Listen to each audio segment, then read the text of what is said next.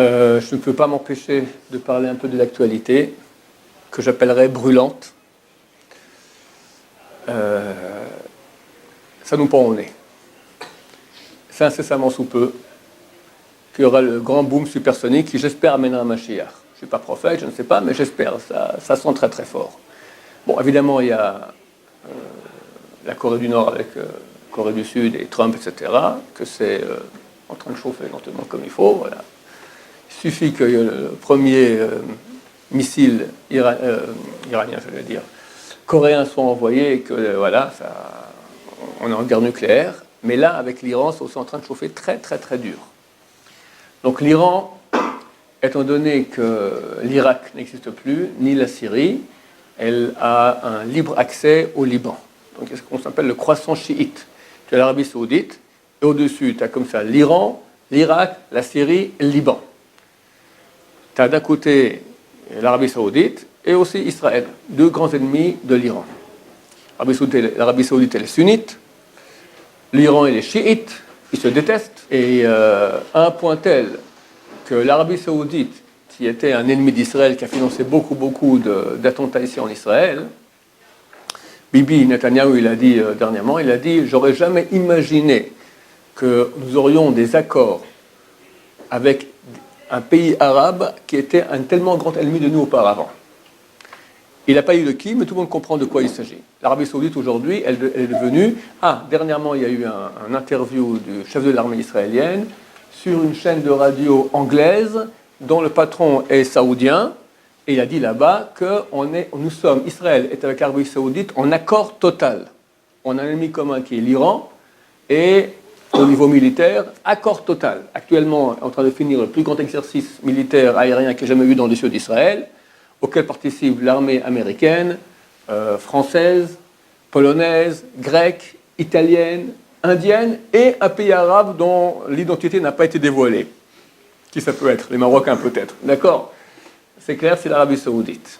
Parce que l'Arabie Saoudite est un pays extrêmement riche, mais extrêmement vulnérable. Ils n'ont pas d'armée, ou c'est une armée nulle, d'accord? Et ils ont à leur nord l'Iran, qui est un pays fort, puissant, dangereux. L'Iran est un pays pauvre. Pendant des années maintenant, il y a eu des sanctions économiques très très dures contre l'Iran. Donc c'est pas compliqué. Hop, ils rentrent en Arabie Saoudite, ils prennent le pétrole et ils sont les maîtres du monde. Donc l'Arabie Saoudite a une peur bleue et ils sont déjà en guerre. l'Iran et l'Arabie Saoudite sont déjà en guerre, mais par procuration, pas eux-mêmes directement. Au Yémen, il y a une révolte des rebelles au Yémen qui sont armés et financés par l'Iran contre l'État du Yémen, qui lui est aidé et armé par l'Arabie Saoudite. Et dernièrement, les rebelles ont envoyé un missile sur l'aéroport international de la capitale de l'Arabie Saoudite, Riyad. D'accord? C'est une déclaration de guerre. Quelqu'un envoie, l'Angleterre demain, elle envoie un missile sur Orly ou sur Charles de Gaulle, c'est une déclaration de guerre. D'accord? Donc, heureusement, le missile a été intercepté, mais les Saoudiens ont dit que c'est un casus belli, c'est une cause de guerre, c'est une déclaration de guerre. Maintenant, ils sont faibles. Trump, qui est du côté bien sûr d'Israël et de l'Arabie Saoudite, qui sont un pays arabe modéré, les sunnites sont plus modérés que les chiites. Les chiites, c'est des fous de Dieu, d'accord? Alors, il a fait la plus grande transaction de vente d'armes de l'histoire avec l'Arabie Saoudite. Il leur a vendu pour 400 milliards d'armements pour renforcer l'Arabie Saoudite par rapport à l'Iran. Les choses vont vite. L'Iran, ici, pour nous, Israël, c'est d'une part l'Iran avec les missiles à 2000 km qui peuvent arriver sur Israël, mais surtout Hezbollah. Hezbollah en français, donc les milices chiites qu'il y a au Liban, qui sont d'obédience chiite et payées, armées, commandées par l'Iran. Depuis, on est dimanche, hier, les médias ont annoncé que le Hezbollah est arrivé à un niveau de mobilisation le plus haut qu'il puisse y avoir, depuis 2 jours. Ils ont peur que quelque chose arrive avec Israël. Ils sentent, on n'est pas au courant, on se nourrit du peu qu'on nous dit. Mais c'est clair que le mouvement il va dans ce sens. Cet exercice militaire qu'il y a eu, l'union avec l'Arabie Saoudite, Hezbollah qui est en état de mobilisation très forte parce qu'ils sentent que ça va bientôt éclater avec Israël. Le Hamas, dans le sud, qui ont toujours été des ennemis des Iraniens, ils ont fait la paix. et les Iraniens maintenant les aident beaucoup, justement toujours pour contrecarrer Israël. Donc tout nous montre qu'on arrive maintenant à un conflit entre l'Iran, d'une part, et la Perse, et l'Arabie Saoudite, et l'Occident, d'autre part. Maintenant, pourquoi je vous en parle? Je ne suis pas en train de faire maintenant de l'actualité. Parlons un peu des textes. Les textes, c'est un Yalkut Shimoni, un midrash qui a été écrit en 600 environ, sur Yeshayahu 59, c'est le midrash numéro 499, dit là-bas, Adi Rabbi Yitzhak, l'année où le Mashiach se dévoile, tous les peuples de la terre sont en tension. Aujourd'hui, c'est la tension partout. La Russie, la Chine, la mer de Chine, d'accord, partout, à part la Corée et tout ce qu'on connaît. Le roi de Perse est en tension, est en conflit avec le roi d'Arabie. On ne peut pas plus clair que ce qu'on voit aujourd'hui. La suite, elle est comme ça, mais elle n'est pas forcée. Il faut comprendre que ce midrashim peut avoir des midrashim, comme dit le Rambam, on ne sait pas comment ça aura lieu, il y a plusieurs midrashim qui disent plusieurs choses. Je vais montrer maintenant ce que disent les différents avis. Le roi de Perse, vient le roi de Perse, détruit le monde entier.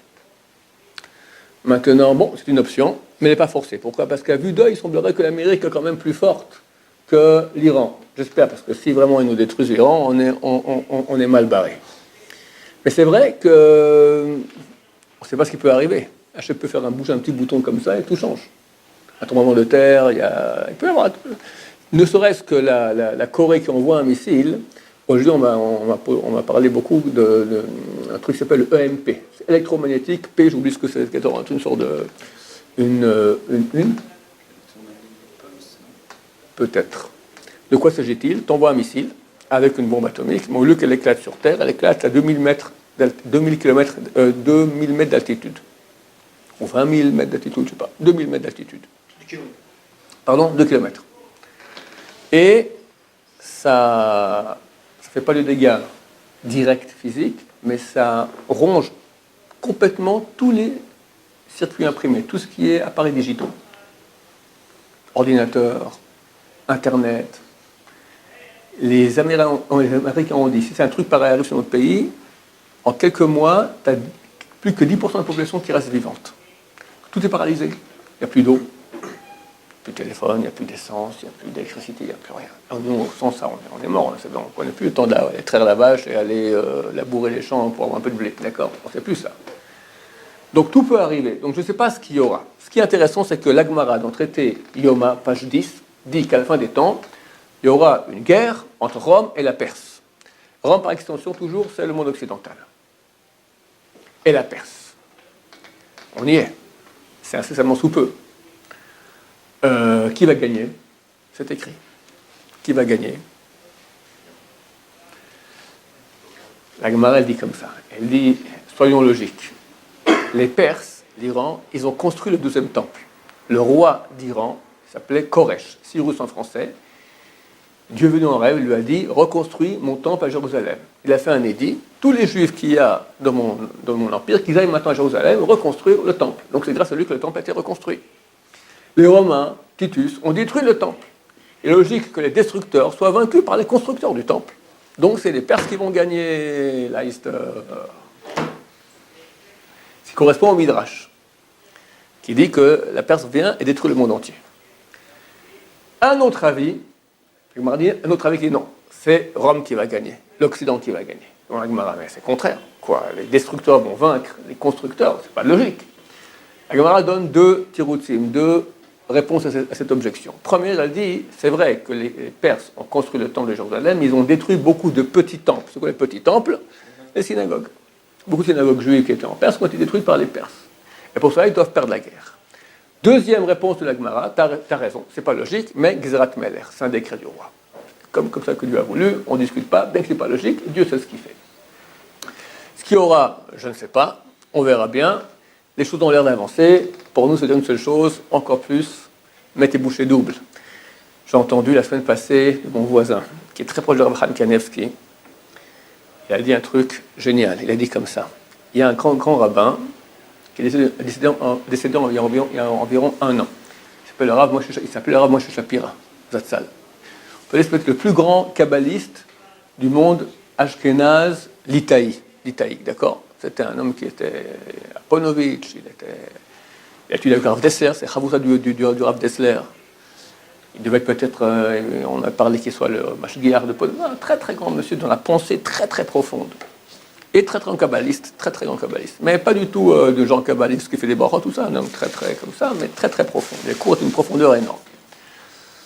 Et lui, il a déjà, depuis que, quand je fais Tchouva, je commence déjà à l'écouter, il parle sans sur du Mashiach, je crois qu'il m'a dû un peu me contaminer. Et il a dit, une vingtaine d'années, il a dit comme ça, il a dit, quand Mashiach va se dévoiler,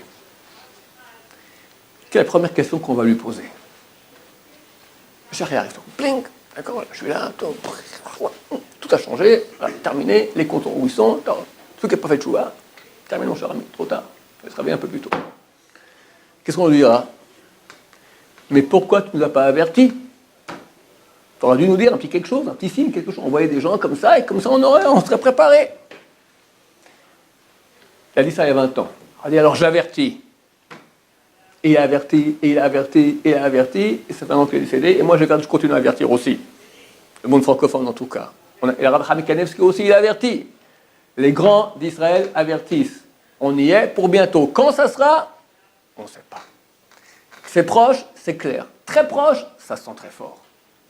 Je peux me tromper, et dans un an on fera le même cours, ok, mais un jour, elle va accoucher, la dame, d'accord, le petit gosse il va sortir, qu'on ne dise pas, mais pourquoi on ne nous a rien dit? Non, tout allait bon. Les rabbins, les premiers qui seront accusés, ça va être les rabbins. Pourquoi vous n'avez pas dit?